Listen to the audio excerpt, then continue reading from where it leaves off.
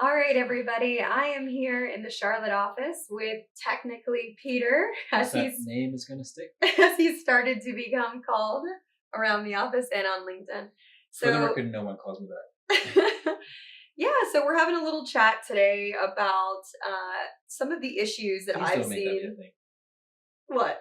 Technically, Oh, it's you know gonna be what? a Yes. Yeah. thing. All right. All right. All right. All right. It's I'm done. already a thing, Peter. Uh-huh. All right, so we are chit chatting here today about some of the issues that I, on the account and sales side, see customers struggle with the face of engineering here from Oxit. So, as if I don't enjoy talking to engineers enough day to day, I thought I'd do a little one-on-one. Peter, you good? Are you roll through it? Let's go.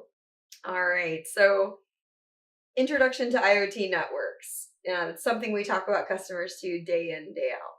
And I find myself having a lot of conversations with my existing customers and with new clients about their trouble with scaling IoT networks. And I think that's something really important we could cover today. Why is scaling an IoT network so hard, Peter?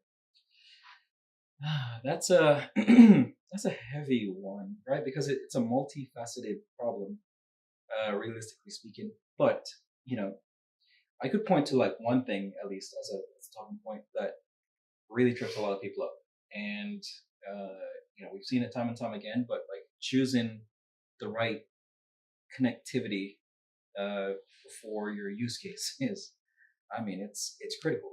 Right. And there's there's no single technology that works across all the use cases.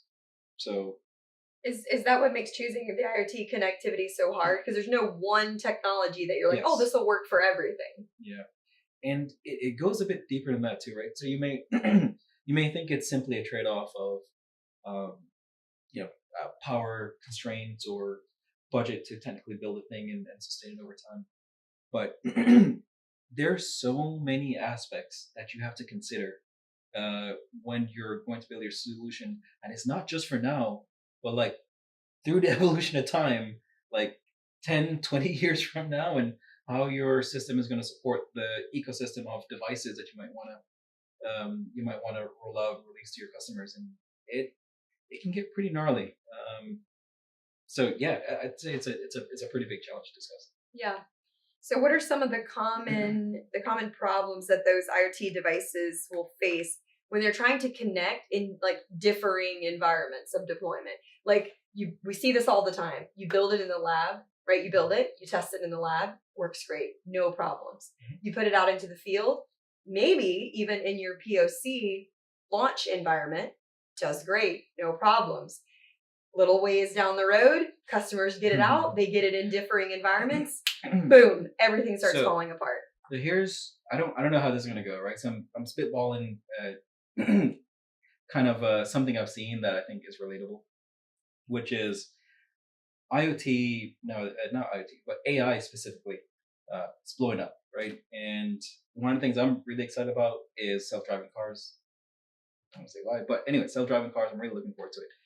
And I remember seeing something online where it talked about the unpredictable scenarios that you'll come up against, and one of them was, okay, well, cars are trained to spot traffic lights and the colors or whatever, and they'll react based on that. But what if the traffic light is literally in the back of a truck because it's being transported somewhere, Right, and the traffic light is going along and the car's following behind it, and all it's seeing is this traffic light, right. and just freaking out because it's like, I don't know what to do. This is an unusual situation. And I say that to kind of lead into the fact that IoT is similar, especially in a lab. You think it's going to be this kind of environment, and then you deploy hundreds or thousands of devices, and you're going to see those cases like a traffic light just hanging out in the back of a truck driving to wherever it's going, and you got to figure out how to react to that. And of course, you want to prepare as much as possible to mitigate those situations as they come up. So yeah. Yeah, because it's not just where you deploy it, it's factors like, is it going to be stationary? Is it going to move around? Are there going to be environmental elements that get introduced that affect the penetration of the signal, right? Yeah. Are things going to change with the network that it's Yeah. interfacing with? So you start out with your customers okay with you jacking into their Ethernet and their Wi-Fi, and then maybe like down the road, all of a sudden, no, new rules, like you can't get into that anymore. your device and your gateway and all that infrastructure has to be adaptable. And I think that's like a big part of scale, right? Is the ability to change Exactly. with their surroundings. So yeah, okay, I get you on that one. So I think this problem with scale and the core problem of connectivity that is in scale and selecting the right connectivity, that sort of tees us up to talk about something that I know I'm talking to customers a lot about. I know you're putting a lot of content out about it as well. And your team is also spending a lot of time focusing on it. And that is Amazon Sidewalk. Mhm. People are seeing me talking about it. They're seeing, I think, slowly at CES, you've seen some stuff about it. Mhm. Tell us a little bit, high level, very fast. What is Amazon Sidewalk and how does it work? Okay. All right. So see if I can summarize this as best as concise as possible. So it's a community-driven network, powered by like household items like Amazon Echoes, Ring cameras, and doorbells that allows devices, IoT devices, to connect to the internet for free, right? Mm-hmm. Kind of piggybacking on the bandwidth of those household devices, and it's uh, it's a network, owned and operated by Amazon, and it covers roughly 90% of the U.S. population at this point. Um, key point though, primarily in cities and suburbs That's because okay. So, two key points on Amazon Sidewalk, right? One is dense urban areas, Mhm, right? Second one is where is it geographically? United States, United States, North America. United States for now. Okay. So, this is why this is just something we're looking at for customers that are in the US. Mhm. Yeah. So, those are two key points. I interrupted you there, but did you get the, Yeah, I think that that says it. I mean, it's not surprising that not a lot of people know about it. It's actually relatively new compared to technologies like, well, LoRaWAN for one, Bluetooth, Wi-Fi, Zigbee. Like those have been known about for over a decade. yeah. And Amazon Sidewalk is probably 2 or 3 years old as far as like release at this point. Yeah. So it's relatively new, and it's now starting to kind of get out there through more education. That's why I talk about it in some of the videos I might put out and things like that. But it has incredible potential, Right. and it's the reason why I talk about it so much, because I really, really like what's possible with I love their slogan. I love one of the things that I saw when we were first looking through the decks that were like helping us talk to customers, like the releases that we were getting from like Scilabs and from other partners that were kind of teeing it up. I love the slogan they were using with customers. I think was amazing, which was like focus on the device and not the network. Yeah, That's a real selling point for Amazon it is. Sidewalk. It is, and I think one of the terms they've coined is hassle-free network, Yeah. right? And to give like something to compare it against, let's say Wi-Fi, you'll need to type in a SSID and password, and sometimes that's not easy. You're gonna have, if it's a new area, you're gonna ask someone for this. If it's Right. somewhere maybe you have to go through a splash screen, but with this, like the internet's there as long as the devices, the gateways are available, and your devices just you power them up and they connect through that straight to the Mhm. Amazon network, and there you go. Another thing, and sort of like touching on the advantages of Amazon Sidewalk, isn't it also that the cost of Amazon Sidewalk is so attractive for customers? Uh-huh. I mean, LoRaWAN is already going to lower your cost significantly from heavily relying on cellular to manage your data transmission, right? So if you make that switch from cellular to LoRaWAN, you're already drastically reducing your OpEx costs, right? Yeah. But then you take it a step further, right? If you were selecting a standalone and Amazon Sidewalk was the right technology for that for you, you're even more saving money, right? On the Yeah. data cost. So let's see. A good way to compare this is Amazon Sidewalk and an alternative like cellular, Mhm. and they both have you know really amazing uses and particular use case and kind of deployment strategies. But I mean, even just from your cell phone, you have to pay a data plan for your cellular coverage to work. But what you get for that is like just this widely available network that you go just about anywhere and it's working, and Yeah. you have that connectivity, and you're happy, right? Amazon Sidewalk is sort of like that. Mhm. I mean, it's community built, but there's so many people out there that Right. has like these Amazon devices that the coverage plus the range of each one that it can cover is so broad that it seems seamless, almost like cellular, Right. except you don't have to pay that data plan. You don't get a bill, right? Yeah. So so you've got the cost, and then you've got some of the benefits of leveraging those other technologies actually built into it, right? The FSK, the Bluetooth, the FSK, the CSS, all of that stuff. And then you've got this seamless network that you have access to in dense urban areas. I don't feel like we're recommending Amazon Sidewalk a ton right now to our OEM partners as a standalone protocol for network connectivity. I'm not saying it's not a good candidate for it. I'm just saying we're not necessarily doing a lot of that. I think Well, it's because of the types of OEMs that we're working with. I wouldn't exactly put it like that. Like we do, like standalone Amazon Sidewalk, we do a good bit of projects that way, and that's because the use cases are usually relatively close to home, Okay. or something like It's that. a So good you're like, match for us. it's Yeah. a perfect match. You wouldn't really have to consider anything else. But we also have use cases that's going to be more than just that, and we also do a lot of work with LoRaWAN, and they both use roughly the same hardware technology. So of course we're going to combine them, Yeah. right? And have one cover the other, right? One hand washes the other. I think that also comes back to our culture as a partner. The core of the way we do things as a partner, as a strategic partner for our customers. We sort of have this like internal moral compass, which is like design diversity. Like if you can layer in extra technologies without raising the bomb and overcomplicating the design, why not do it, right? So I think Yeah. that kind of goes back to the heart of how we work with customers. Right. That we don't typically just say, just go Amazon Sidewalk. It's like, hey, throw Amazon Sidewalk in, have LoRaWAN, right? Yeah. Still have the ability to backhaul over cellular if you need to. All right. So let me kind of tie this back to the start. So you asked, why is it so difficult? And I said, choosing any one technology, may limit you in certain situations depending on your strategy. And we just talked about how we combine Amazon Sidewalk and LoRaWAN because they have compatible technology to be used at the same time. And then you mentioned complexity and, what are some of the trade-offs from doing it versus not doing it. And I can say that building one scalable, reliable network with any technology can be difficult. You add two to it. All right, now game on, right? Now the challenge is even higher. And you think, well, if that's the case, if the complexity increases, even though you may be able to keep the device hardware cost relatively reasonable because you're not changing anything, why go through the hassle?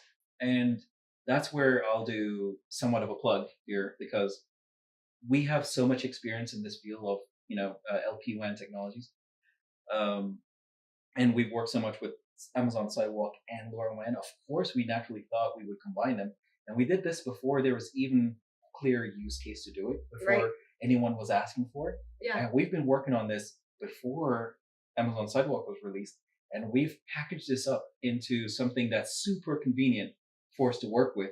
So when someone comes on and say, "Hey, I want all of this, but what are you going to do about the complexity?" Well, we've already done it. It's ready. We just we'll just work together and shameless product plug. Yeah, shameless product plug for the multi it's useful, connectivity. so why not mention it? Yeah, no, that's part of why we're here, right? So some people may watch this and they may be not 100% familiar with all of the different connectivity options out there. So we've talked Amazon Sidewalk. We've also mentioned LoRaWAN. So just, quick comment on what is LoRaWAN and why is it a good fit for industrial grade reliability? We've kind of danced around that. I'm just so used to it that I forget. We sort of assume most people know it, but in reality, there's going to be people who are going to watch this who aren't going to know what it is. Right. So LoRaWAN was actually pretty revolutionary, in my opinion, when I first saw it, because to draw the comparison, let's say Bluetooth gives you the range of a couple of rooms in your house, and Wi-Fi may extend to your whole house, right? Depending on your size of your house, but on average. But what do you do if you want to go further, right? Typically, you either have to jump to a mesh network protocol where you need multiple devices to kind of make this range work. And if one goes down, well, you're going to have to deal with that and figure it out and repair it. Or go to something like cellular, which then gives you the range, but now the charge is going to add up. over time, And your and battery is going to drain. your battery's going to drain, right? I didn't even talk about power Right. consumption, Yep. but LoRaWAN kind of filled the gap where it could give you that super long range. So, on paper, it's well, not on paper, but like line of sight, it can give you like 10 miles Yeah, it's between crazy. where your Crazy gateway far is radius. Yeah. and your device. And when you're more in an urban setting where there's no obstacles, walls, buildings, It cars, can that go sort of thing, through concrete. you could still get like up to a mile or two, right? Right. And then if it's really dense, then now you're sub a mile, but still way, way, way further than you're going to get with those other technologies. And that's what LoRa is. It's this really long range wireless technology. It's really power efficient because of just the way it's designed and that sort of thing. So you can have battery powered devices that last for a decade or more with like a coin cell, and it's just like amazing. So yeah, that's LoRaWAN. Sidewalk's also pretty low power as well, right? Exactly. That's why we love it. So the technology that builds LoRaWAN is also one of the elements within Amazon Sidewalk. Yeah, a proprietary version of it. Yep. Yeah, but it gives you a little bit more variety as well because it incorporates Bluetooth, LoRa, and then sort of a middle ground of FSK, right? So you may not get as much range as LoRa, but you may not get as high as bandwidth as Bluetooth. So it's kind of like your short, mid, long range, or that sort of thing. So it's versatile and it's a cool network, and they both have their use cases. But if you combine them, now you can kind of cover the weaknesses of each one, and have an amazing system. I think the engineer in you wants to nerd out on the concept of Sidewalk and LoRaWAN as this trifecta combination in your device, right? Like just that really sweet implementation of the two of them together and how impactful that can be to the device for the OEM that's looking for those that just sweet spot of technology design diversity. Yeah, I mean it's always going to be based on use case. Again, going back to the first it goes thing, back to what's your situation and what kind of connectivity is right for it. But where it's right, oh my goodness, the fit is amazing. Right. Yeah. Yeah, I mean, you combine the two and you'll get better coverage, right? Because you'll have that one versus the other whenever it's needed. Your Amazon Sidewalk in your cities and suburban areas, and LoRaWAN to cover like your rural or industrial areas. And now, all right, great. Now connectivity, that's there. But you also have the redundancy. Sometimes you may have coverage overlaps of one or the other, but there might be a temporary outage or something like that, and now you have another one to fall back on, so you don't lose that connectivity. And then again, because the hardware is similar, you're not going to increase the BOM cost of your product.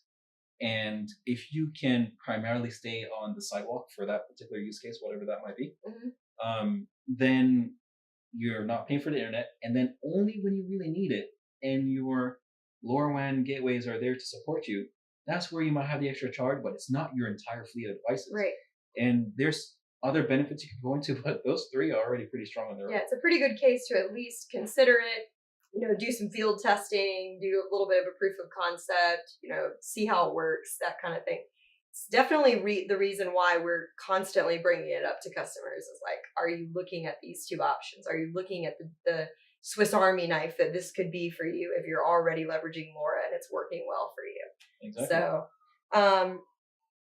I talk to new prospective clients a lot about challenges because ultimately that's what brings people to our doorstep. A lot of times we inherit a lot of decisions, we inherit a lot of pretty far down the road engineering choices, and we typically try to do our best to just mitigate. You can't always scrap the board, throw everything away and start again. We are, kind of trying to drive in that direction of getting people to talk to us earlier on in that process, right? So we can help make recommendations and decisions. And we're seeing more and more of that.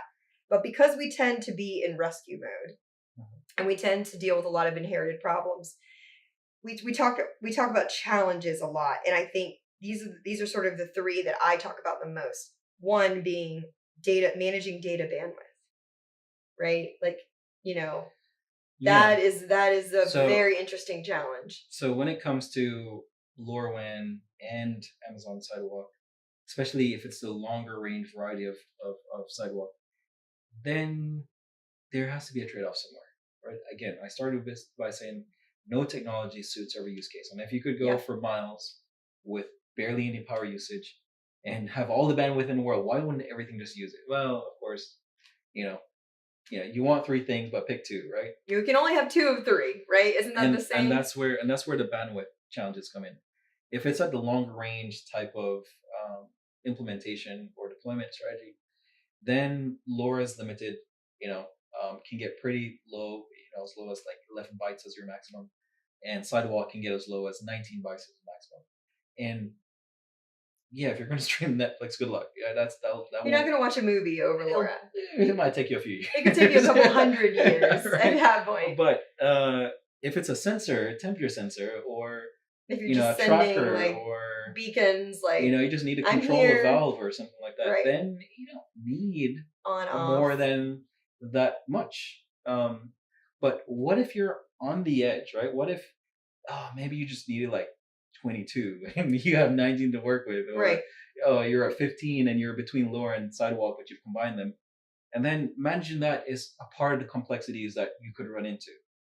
So of course of course we work on that stuff. We're working on that. Yeah, we talk about that and we work with customers on that. Power consumption is another one, and we could talk like Yes. we could spend an entire episode of Yeah. of us chatting just on power consumption alone. So power consumption starts with fundamentally just good board design, right? That's obviously, and then firmware to lay on top of that to use the board as efficiently as possible, turn things off when you're not using them, and just be really conscious about when you actually need to wake up and that sort of thing. But since we're talking about combining two different technologies, then there's going to be some overhead, right? Because if you're stuck primarily in sidewalk, great, you know your expectation. If you're stuck primarily in lower wind, great, you know your expectation. But if you're going to use both and you're in a situation where you may have to fail over or switch from one to the other for whatever the reason may be, then you also have to account for that. And you have to be like really, you know, kind of ingenious a little bit about how you manage like the different aspects of both technology to really still drive the power down and not go Right. overboard with it. Yeah.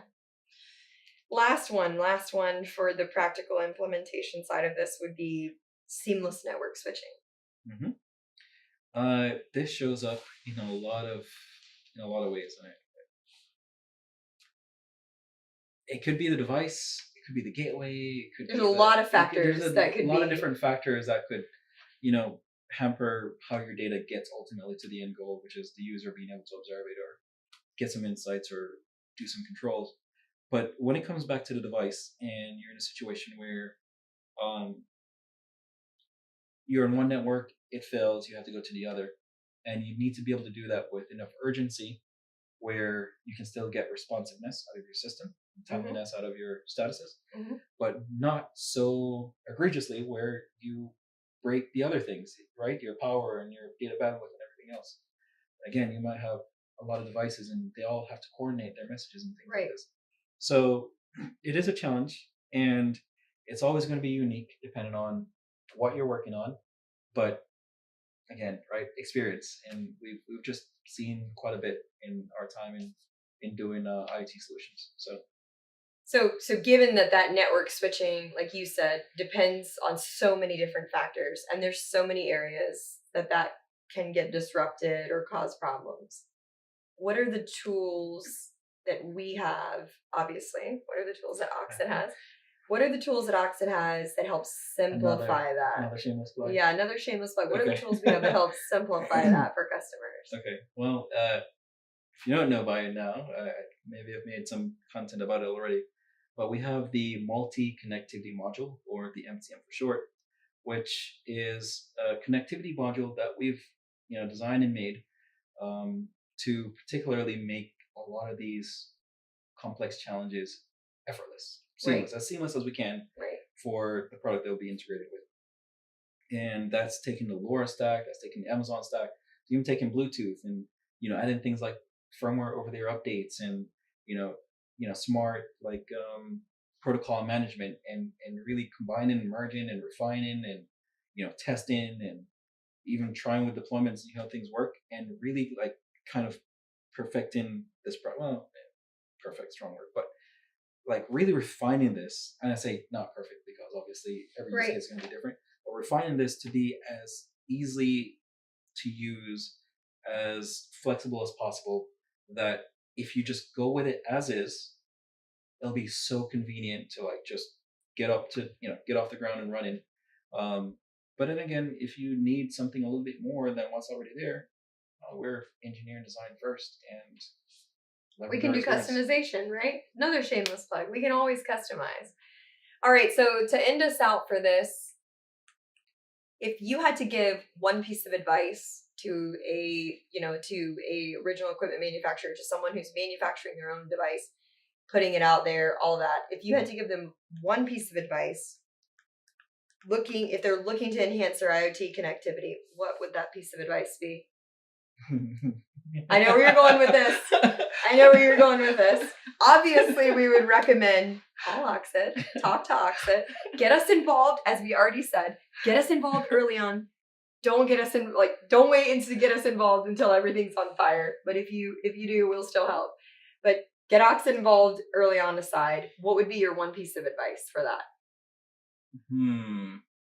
Give me just a couple of seconds here. There's so many things that you really need to be aware of. Let me just pick Just like one out of top here one. Come on. and say, you really okay. This will sound cheesy, but you really have to know what problem you're trying to solve. Like you have to be super clear on what challenges you're trying to solve, Yeah, and then plan for those cases. that's right. You may get I get excited about technology pretty easily, and sometimes you have a good idea, you just want to run forward and fail fast, Just get in there and fail get to early work. and just Yeah. iterate from there. Yeah. But that planning stage can save you so much time and effort and budget. Than money. I was actually just gonna say what was it? The Thomas Edison quote that says like, I haven't failed all these times. I've just found all the wrong ways to do it. Well, he never had to deploy an IoT system and pay that bill every time he got it wrong, right? So today he might have a little something different to say about that. I would say that my piece of advice, since I had you give yours, and I think obviously everyone watching is a little more interested in yours than mine, I'm sure. I would say mine would be to future proof and to not just design for today, design for tomorrow. Think about how fast technology is changing every single day and how the decisions that you're making seem rock solid today. But to think about design diversity and future proof, because technology changes so quickly. You gotta think ahead, especially right? in the age of AI. My goodness. I mean, we're on the precipice of real and major disruptive change again in our industry, and we've already been through this so many times, right? So future proof, call Oxit and check out the multi-connectivity module. If you have any more questions about how to scale your IoT infrastructure or how to deploy an IoT infrastructure that will work for your customers, give Oxit a call. We'd be happy to talk to you. Thank you for joining me, Peter. Thanks for chatting with me. Wait, who's the host of this one? Well, we'll figure that out at the end. But yeah, thanks for the chat and thanks for helping me take this through. I've got some customers watching that I know are going to really enjoy what we just said. So, Okay. all right, next time. Bye. Next time.